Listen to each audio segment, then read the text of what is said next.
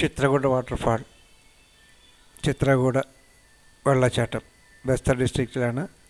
93 അടി ഉയരത്തിലാണ് ഇത് സ്ഥിതി ചെയ്യുന്നത്. സമുദ്രനിരപ്പിൽ നിന്നും 93 അടി ഉയരം, അല്ലെങ്കിൽ 30 മീറ്റർ ഉയരം. ഇന്ദിരാവൻ്റെ നദിയിലാണ് ഇതിൻ്റെ സ്ഥാനം. ഇതിൻ്റെ കരകൾ വനനിബിഡമാണ് എന്ന് മാത്രമല്ല, ഈ വനങ്ങളിലാണ് നക്സൽവാദികൾ താമസിക്കുന്നത്. സാധാരണഗതിയിൽ ഈ പുഴയിൽ ഇറങ്ങിക്കിടക്കുന്നവർ പലതരത്തിലുള്ള അപകടങ്ങൾ പെടാറുണ്ട്. നോക്കുക, തദ്ദേശീയരായ ഗ്രാമവാസികൾ ഇവിടെ മീൻ പിടിക്കുന്നു. പകൽ സമയങ്ങൾ വലിയ കുഴപ്പമില്ല. സന്ധ്യ ആകുന്നതോടുകൂടിയാണ് മറ്റു പ്രശ്നങ്ങളൊക്കെ ഉണ്ടാകുന്നത്.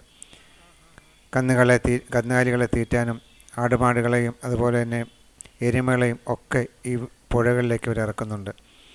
ശാന്തസുന്ദരമാണ്. പാലങ്ങളില്ല. ഇതിൻ്റെ ഇരു കരകളിലും മുറ്റി വെള്ളമൊഴുകുന്ന കാലമുണ്ട് എന്ന് പറയപ്പെടുന്നു. അന്ന് ആളുകൾക്ക് മറ്റു മാർഗങ്ങളില്ല അപ്പുറം ഇപ്പുറം കടക്കുന്നതിന് വേണ്ടി. മാസങ്ങളോളം അവർ ഈ നദിയിലെ വെള്ളം കുറയാൻ കാത്തിരിക്കേണ്ടി വരുമെന്നും പറയുന്നു. ഇവിടെ വികസനത്തിൻ്റെ ലാഞ്ചന പോലും ഇല്ലായിരുന്നു ഒരു 10-12 കൊല്ലം മുമ്പ്. വളരെ ചെറിയ ഗ്രാമങ്ങളാണ് ഈ പുഴകളോട് ചേർന്ന് ഉള്ളത്. ഇന്ദിരാവതി നദിക്കരയിലാണ് ഏറ്റവും കൂടുതൽ ആദിവാസി വർഗ്ഗങ്ങൾ താമസിക്കുന്നത്. ഇത് ചിത്രകൂട് വെള്ളച്ചാട്ടത്തിൻ്റെ താഴെ കാണുന്ന ഒരു വലിയ തടാകം, വെള്ളച്ചാട്ടവും നമുക്ക് കാണാൻ പറ്റും. ഷീറ്റ് പാറകൾ അല്ലെങ്കിൽ തട്ടായിട്ടുള്ള പാറകൾ അടർന്നു മാറിയാണ് ഈ വലിയ വെള്ളച്ചാട്ടം ഉണ്ടായിരിക്കുന്നത്. ഇന്ത്യയിലെ ഏറ്റവും വൈഡായിട്ടുള്ള ഏറ്റവും വിശാലമായ വെള്ളച്ചാട്ടവും ഇവിടെയാണ്. വെള്ളം കുറഞ്ഞ അവസരത്തിൽ ഈ 2 സ്ഥലത്ത് മാത്രമായിട്ടാണ് വെള്ളം പൊതിഞ്ഞു നിൽക്കുന്നത്. ധാരാളം വെള്ളമുള്ള സമയത്ത് ഈ പ്രദേശം മുഴുവനും പരന്ന് വെള്ളമൊഴുകി വളരെ വിശാലമായൊരു വെള്ളച്ചാട്ടം നമുക്ക് ദർശിക്കാൻ പറ്റും. ഏറെ മനോഹരമാണ്. അതിനോടൊപ്പം തന്നെ ഏറ്റവും അപകടകരവുമാണ് ഈ വെള്ളച്ചാട്ടങ്ങൾ. സംരക്ഷണ വേലിയും മറ്റുമൊക്കെ പലയിടത്തും തീർത്തിട്ടുണ്ട്. ധാരാളം ഷൂട്ടിങ്ങുകൾ ഇവിടെ നടക്കുന്നുണ്ട്. സിനിമ പ്രവർത്തകരും അല്ലാത്ത സീരിയലുകളും ഒക്കെ ഇവിടെ ധാരാളമായി ചിത്രീകരിച്ചിട്ടുണ്ട് എന്നും പറയപ്പെടുന്നു. പകൽ സമയത്ത് നമ്മുടെ നല്ല മഴവില്ല് നമുക്ക് കാണാൻ പറ്റും. ഈ വെള്ളച്ചാട്ടത്തിനോട് ചേർന്ന് എപ്പോഴും കാണുന്നതാണ്. തടാകം, അവിടെ ബോട്ടോ അതുപോലെ മറ്റു സവാരികളോ ഒന്നും തന്നെ ഇല്ല. കാരണം ഇവിടെ വളരെയേറെ അപകടം നിറഞ്ഞാണെന്ന് പറയപ്പെടുന്നു. വളരെ ആഴത്തിലുള്ള ഒരു തടാകമാണെന്നാണ് ആളുകൾ പറയുന്നത്. എന്നു മാത്രമല്ല, അങ്ങനെ താഴേക്ക് ആരും ഇറങ്ങിപ്പോകാറുമില്ല. മറ്റൊന്നുമല്ല, കാരണം നക്സൽ ആക്രമണങ്ങൾ ഏത് സമയത്തും ഉണ്ടാകാമെന്നുള്ളത് കൊണ്ടും അതുപോലെ തന്നെ ഇവിടെയുള്ള പല പ്രവർത്തനങ്ങളും അവരുടെ സ്വൈര്യവിഹാരത്തെ തടസ്സപ്പെടുത്തുന്നു എന്നുള്ളത് കൊണ്ടും അവിടേക്ക് ആളുകൾ ഇറങ്ങിപ്പോവുകയും എന്തെങ്കിലും പ്രവർത്തനങ്ങൾ ചെയ്യുന്നതും വളരെയേറെ ദുഷ്കരമാണ് എന്ന് നമുക്ക് ആണ് പറയപ്പെടുന്നത്.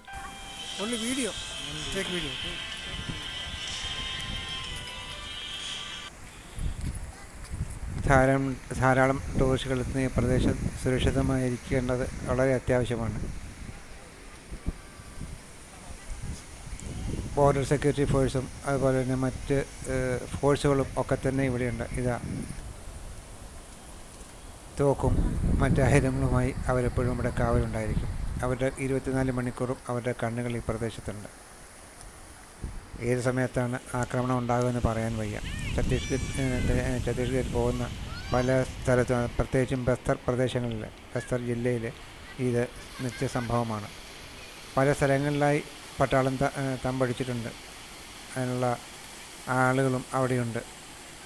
അതേപോലെ തന്നെ പ്രത്യേക വാച്ച് ടവറുകളും ഇതിൻ്റെ ചുറ്റുമായിട്ട് സ്ഥാപിച്ചിട്ടുണ്ട് എന്നും പറയപ്പെടുന്നു. ഇതാണെങ്കിലും വേണ്ടില്ല, വളരെയേറെ ആളുകൾക്ക് വിഷമമുണ്ടാക്കുന്ന പ്രദേശമാണ്. ആക്രമണങ്ങളെ സമയത്തും വരുമെന്നുള്ളത് കൊണ്ട് തന്നെ സുരക്ഷാ കവചം തീർത്താണ് പലപ്പോഴും ഇവിടെ പ്രവർത്തിക്കുക. വെള്ളം കുറഞ്ഞിരിക്കുന്ന അവസരങ്ങളിൽ ഈ പാറകളെ നമുക്ക് നോക്കിയാൽ വളരെ വിചിത്രമായ രീതിയിൽ നമ്മളുള്ള കാഴ്ചകൾ കാണാൻ പറ്റും. ഒന്നിനോടൊന്ന് അടുക്കി വച്ചിരിക്കുന്ന പോലെയാണ് ഈ പാറകളുടെ അവസ്ഥ. ഷീറ്റ് റോക്ക് എന്നാണ് ഇന്ന് പറയുന്നത്.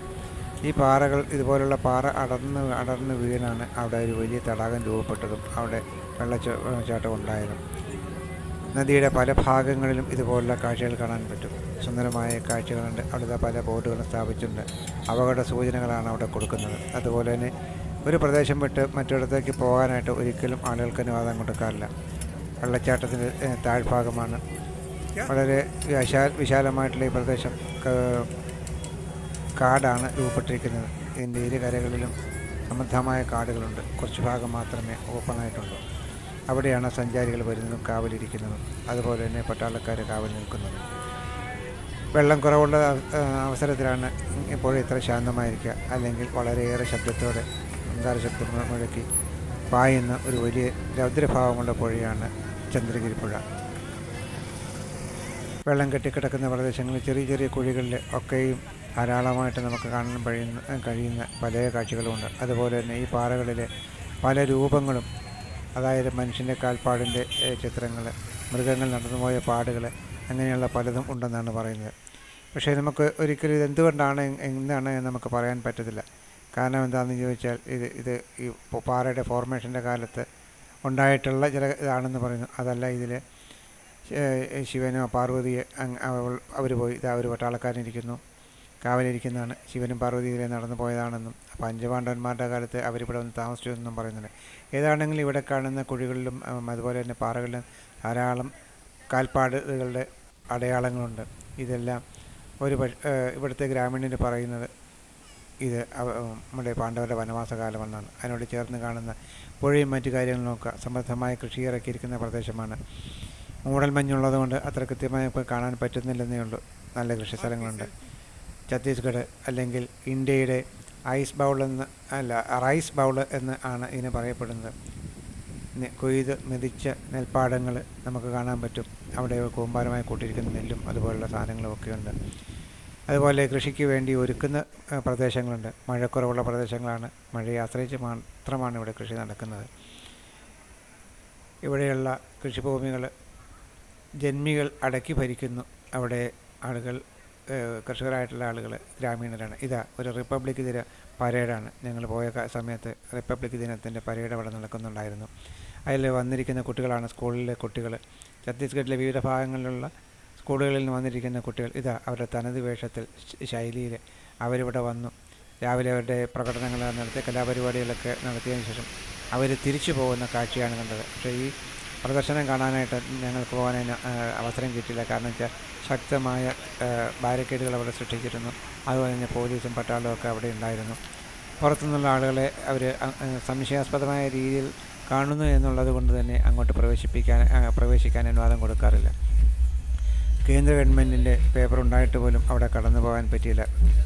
ഈ പരേഡിന് ശേഷമാണ് ഈ രംഗങ്ങളൊക്കെ ചിത്രീകരിക്കാൻ സാധിച്ചത്.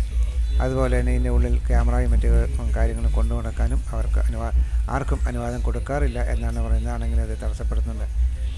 വിവിധ ഭാഷകളും വിവിധ സംസ്കാരങ്ങളും ഒത്തുചേരുന്ന ഈ ഭൂമിയിൽ വിവിധ ഭാഗത്തു നിന്ന് വന്ന കുട്ടികൾ അവരുടെ കലാപ്രകടനങ്ങൾ നടത്തി ഓരോ ചെറു സംഘങ്ങളായി തിരികെ വീടുകളിലേക്ക് മടങ്ങുന്നു.